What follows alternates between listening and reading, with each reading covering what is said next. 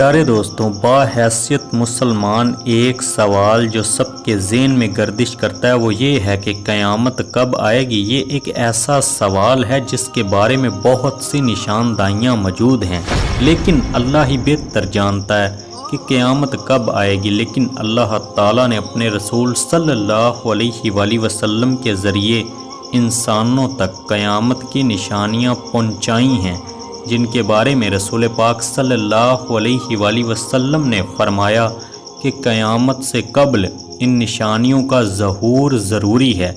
نبی پاک صلی اللہ علیہ وآلہ وسلم نے قیامت کی بہت سی نشانیاں بتائی ہیں، جن میں سے ایک نشانی یہ ہے کہ قیامت سے قبل دجال کا ظہور ہوگا، اور دجال کے فتنے کو دنیا کا سب سے بڑا فتنہ قرار دیا گیا ہے۔ رسول پاک صلی اللہ علیہ وآلہ وسلم نے فرمایا، اس سے بڑا فتنہ نہ تو آیا ہے اور نہ ہی آئے گا، جو اس زمین پر رہنے والے اہل ایمان کے لیے کسی بڑے امتحان سے کم نہ ہوگا۔ پیارے دوستوں، آج کی اس ویڈیو میں ہم آپ کو کچھ ایسا بتانے جا رہے ہیں جسے سن کر آپ حیران ہو جائیں گے، اور وہ یہ ہے کہ عورتیں دجال کے فتنے کا بڑا نشانہ بنیں گی۔ دجال سے ہم بستری کرنے والی عورتیں کون ہوں گی اور ان کی پہچان کیسے کی جا سکتی ہے، یہ سب کچھ جاننے کے لیے ہماری اس ویڈیو کو آخر تک ضرور دیکھیے گا۔ معزز دوستوں، سب سے پہلے آپ کو احادیث کی روشنی میں دجال کے بارے میں بتاتے چلے جائیں کہ حضرت ابو امامہ رضی اللہ تعالیٰ عنہ سے روایت ہے کہ رسول پاک صلی اللہ علیہ وآلہ وسلم نے ہم سب کو ایک لمبا خطبہ دیا اور ایک تقریر فرمائی، اور اس میں دجال کا حال بھی بیان فرمایا۔ آپ صلی اللہ علیہ وآلہ وسلم نے فرمایا کہ جب سے اللہ نے زمین پر انسان کو بھیجا ہے، اس کے بعد سے اب تک اللہ تعالیٰ نے زمین پر دجال سے بڑا فتنہ پیدا نہیں فرمایا۔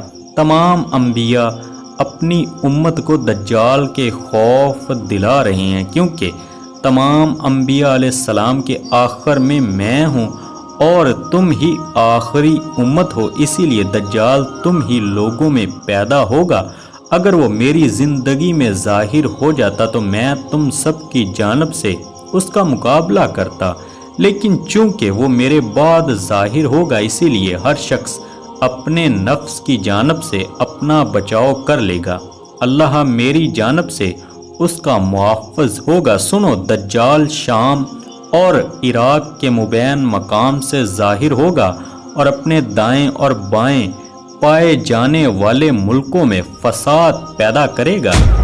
پیارے دوستوں، آپ صلی اللہ علیہ وآلہ وسلم نے فرمایا کہ اے اللہ کے بندو، ایمان پر قائم رہنا۔ میں تم کو اس کو وہ حالت بیان کرتا ہوں جو آپ کو آج تک کسی نے نہیں بتائی۔ پہلے تو وہ نبوت کا دعویٰ کرے گا اور پھر کہے گا میں خدا ہوں۔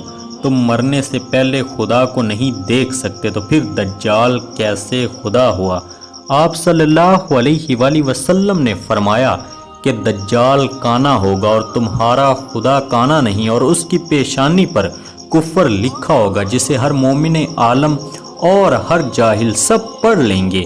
ناظرین کرام، اس کے بعد آپ صلی اللہ علیہ وآلہ وسلم نے فرمایا کہ پس جب دجال ویرانے سے گزرے گا تو اسے حکم دے گا کہ اپنے خزانے نکال، تو خزانے اس کا ایسے اتباع کریں گے جیسے شہد کی مکھیاں اپنے مالک کی اتباع کرتی ہیں، اور اس کے ساتھ جنت اور دوزخ بھی ہوگی، لیکن حقیقت میں وہ جنت دوزخ ہوگی اور دوزخ جنت ہوگی۔ تو جو شخص اس کی دوزخ میں ڈالا جائے، اسے چاہیے کہ وہ سورۃ القاف کی ابتدائی آیات پڑھے، تو وہ دوزخ اس کے لیے ایسا ہی باغ بن جائے گی جیسا کہ آگ حضرت ابراہیم علیہ السلام پر گلزار ہوئی تھی۔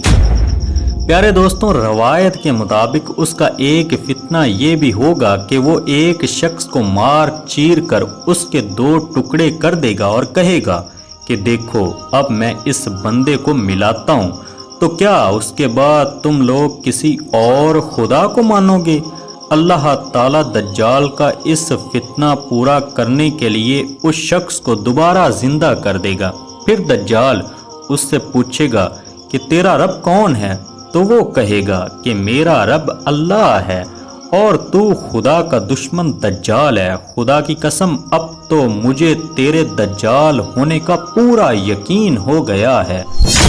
پیارے دوستوں، دجال کا ایک فتنہ یہ بھی ہوگا کہ دجال آسمان کو حکم دے گا تو وہ بارش برسائے گا، اور دجال جب زمین کو حکم دے گا تو زمین سبزہ اگائے گی، اور اس روز چرنے والے جانور خوب موٹے تازے ہوں گے اور کھوکھیں بری ہوں گی، تھن دودھ سے لبریز ہوں گے۔ سوائے مکہ مکرمہ اور مدینہ منورہ کے کوئی خطہ ایسا نہ ہوگا یہاں دجال نہ پہنچا ہوگا۔ ناظرین، مکہ اور مدینہ میں داخل ہونے کی کوشش کرنے پر فرشتے اس کو ننگی تلواروں سے روکیں گے۔ جہاں تک ناظرین تعلق اس بات کا ہے کہ عورتیں دجال کے فتنے کا سب سے زیادہ شکار ہوں گی، تو آپ کو بتاتے چلے جائیں کہ دجال قوم یہود میں سے ہوگا، جس کی پیروکار عورتیں اور یہودی ہی ہوں گے، جس سے معلوم ہوتا ہے کہ عورتوں کی فتنے کا شکار عورت ہی ہوں گی۔ کہیں ایک روایات میں آتا ہے کہ کٹر یہودی عورتیں دجال سے ناجائز تعلقات بنانے کی بھی کوشش کریں گی، اور اس کے کڑیل جسم کو اپنانے کے لیے ان یہودی عورتوں میں جنگ چھڑ جائے گی، اور یہ عورتیں دجال کو اپنی جانب مائل کرنے کے لیے طرح طرح کے ہتھ کنڈے اپنائیں گی۔ دجال کے حوالے سے ایک موقع پر آپ صلی اللہ علیہ وآلہ وسلم نے فرمایا کہ وہ نوجوان مرد ہوگا جو بھاری برکم جسم اور سرخ رنگ کا مالک ہوگا۔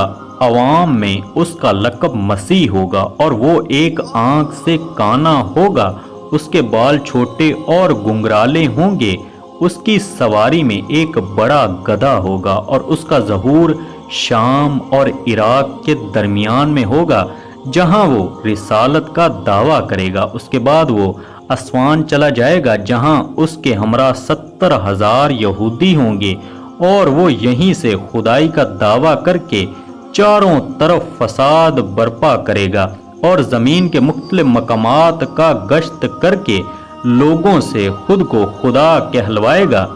پیارے دوستو، خدا بندوں کی آزمائش کے لیے اس سے بڑے بڑے عجیب کام ظاہر کروائے گا، جس کی پیشانی پر کفر لکھا ہوگا، جس کی پہچان صرف اہل ایمان ہی کر سکتے ہیں۔ اس کے پاس ایک آگ ہوگی جو کہ وہ دوزخ سے تعبیر کرے گا، اور ایک باغ ہوگا جس کو وہ جنت کا نام دے گا، جو مخالفین کو آگ میں جبکہ موقفین کو جنت میں ڈالے گا۔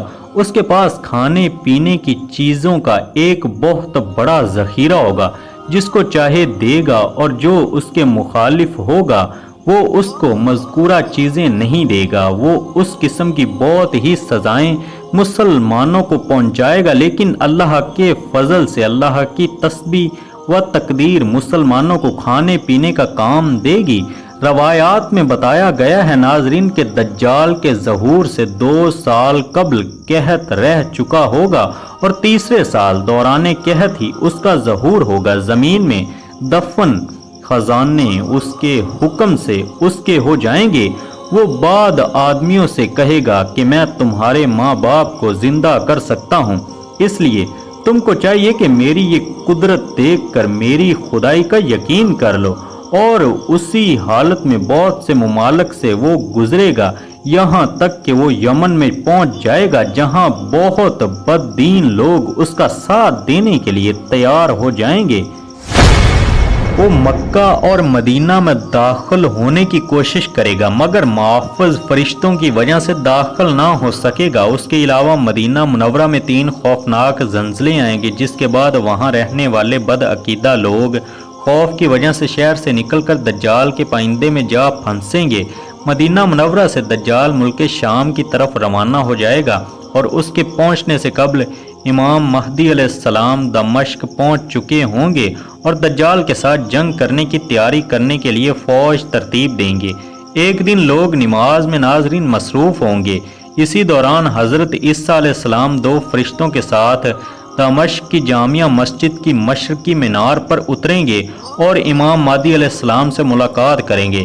یوں حق اور باطل میں ایک خون ریز جنگ شروع ہوگی اور مسلمانوں کو فتح نصیب ہوگی۔ اسی جنگ کے دوران حضرت عیسیٰ علیہ السلام دجال کو بیت المقدس کے قریب باب لد کے مقام پر قتل کریں گے اور اس کی لاش کو وہاں موجود ایک کنویں میں لٹکا دیا جائے گا۔